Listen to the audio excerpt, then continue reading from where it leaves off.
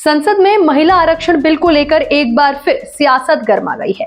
लोकसभा में इस मुद्दे पर चर्चा के दौरान विपक्ष के नेता राहुल गांधी ने सरकार पर जोरदार हमला बोला।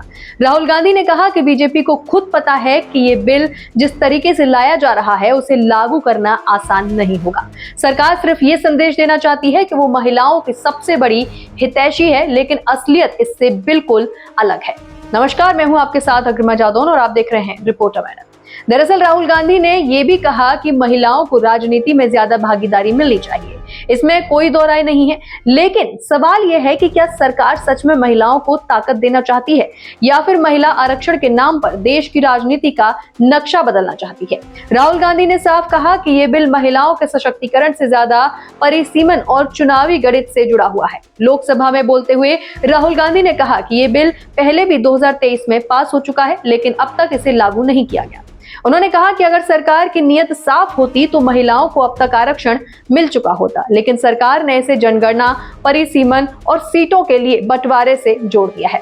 राहुल गांधी के मुताबिक यही सबसे बड़ा सवाल है कि आखिर महिलाओं को आरक्षण कब मिलेगा।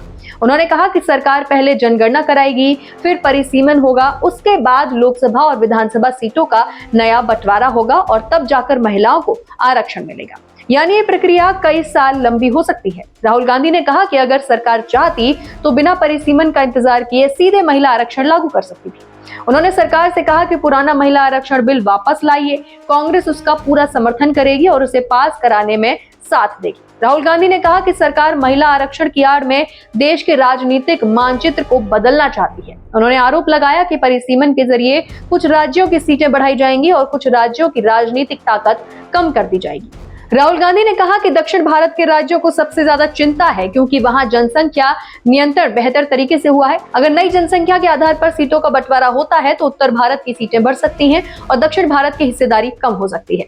राहुल गांधी ने दक्षिण भारत, पूर्वोत्तर और छोटे राज्यों को भरोसा दिलाते हुए कहा कि उन्हें घबराने की जरूरत नहीं है। उन्होंने कहा कि विपक्ष सरकार को ऐसा नहीं करने देगा। राहुल गांधी ने कहा कि हम दक्षिण, पूर्वोत्तर और छोटे राज्यों के प्रतिनिधित्व को कम नहीं होने देंगे। उन्होंने इसे भारत के संघीय ढांचे पर हमला बताया और कहा कि ये राष्ट्र विरोधी कदम जैसा है। अपने भाषण में राहुल गांधी ने ओबीसी वर्ग का मुद्दा भी बहुत जोर से उठाया। उन्होंने कहा कि सरकार देश के ओबीसी भाई बहनों को ताकत नहीं देना चाहती। राहुल गांधी ने सवाल उठाया कि महिला आरक्षण बिल में ओबीसी महिलाओं के लिए अलग कोटा क्यों नहीं रखा गया। उन्होंने कहा कि अगर आरक्षण में ओबीसी महिलाओं को हिस्सा नहीं मिलेगा तो इसका सबसे ज्यादा फायदा समाज के ऊपरी तबकों की महिलाओं को मिलेगा और पिछड़े वर्ग की महिलाएं पीछे रह जाएंगी। राहुल गांधी ने कहा कि सरकार जाति जनगणना से बच रही है क्योंकि उसे पता है कि अगर जाति जनगणना होगी तो देश को पता चलेगा कि किस वर्ग की आबादी कितनी है और किसे कितना प्रतिनिधित्व मिलना चाहिए। राहुल गांधी ने आरोप लगाया कि सरकार अगले 10 से 15 साल तक जाति जनगणना और राजनीतिक प्रतिनिधित्व के बीच कोई संबंध नहीं बनने देना चाहती। उन्होंने कहा कि बीजेपी को अपनी ताकत कम होने का डर सता रहा है। राहुल गांधी ने यह भी कहा कि सरकार को डर है कि अगर जाति जनगणना हुई और उसी हिसाब से प्रतिनिधित्व तय हुआ तो कई राजनीतिक समीकरण बदल जाएंगे, इसलिए महिला आरक्षण के नाम पर एक नया राजनीतिक रास्ता तैयार किया जा रहा है। इस पूरे भाषण के दौरान राहुल गांधी ने एक मजेदार टिप्पणी भी की जिसने सदन का माहौल हल्का कर दिया। उन्होंने कहा कि उन्होंने अपनी बहन प्रियंका गांधी को कुछ ऐसा करते देखा जो वो अपने 20 साल के राजनीतिक करियर में नहीं कर पाए। राहुल गांधी ने कहा कि प्रियंका गांधी ने कुछ ही मिनटों में अमित शाह को मुस्कुराने पर मजबूर कर दिया। इस बात पर सदन में हंसी गूंज उठी और कुछ देर के लिए माहौल हल्का हो गया। राहुल गांधी के भाषण के बाद सत्ता पक्ष की तरफ से भी जवाब आया। बीजेपी नेताओं ने कहा कि कांग्रेस महिला आरक्षण का विरोध कर रही है जबकि सरकार महिलाओं को 33% आरक्षण देने के लिए प्रतिबद्ध है। सरकार का कहना है कि यह कदम भारतीय राजनीति में बड़ा बदलाव लाएगा और संसद तथा विधानसभाओं में महिलाओं की भागीदारी बढ़ेगी।